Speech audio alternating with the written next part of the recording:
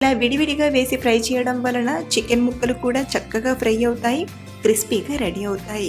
మీరు ఫ్రై చేసేటప్పుడు సరిగ్గా ఫ్రై చేయకపోతే చికెన్ అనేది లోపల ఉడకకుండా పచ్చి పచ్చిగా ఉంటుంది. కాబట్టి మంటను మీడియం ఫ్లేమ్లో పెట్టి బాగా ఫ్రై చేయండి. చూస్తేనే మనం ఫ్రై చేసే చికెన్ ఫ్రై అనేది ఎంత క్రిస్పీగా ఉందో తెలిసిపోతుంది. ఇలా చికెన్ అనేది క్రిస్పీగా మంచి కలర్లోకి టర్న్ అయ్యాక ఇప్పుడు వీటిని ఆయిల్ నుండి తీసుకొని ఒక ప్లేట్లోకి తీసుకుందాం.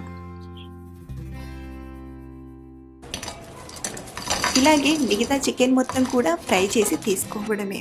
నేను ఇక్కడ కొంచెం చివరిగా పచ్చిమిరపకాయ, కరివేపాకు, జీడిపప్పుని కూడా ఫ్రై చేసి తీసుకున్నాను. అంతే, కరకరలాడే టేస్టీ చికెన్ పకోడా రెడీ అయిపోయింది. మీరు కూడా క్రిస్పీగా ఇలా చికెన్ పకోడాను చిటికలో చేసి పెట్టండి, క్షణాల్లో ప్లేట్ ఖాళీ అవుతుంది. టేస్ట్ అయినా టెక్చర్ అయినా అంత పర్ఫెక్ట్ గా వస్తాయి.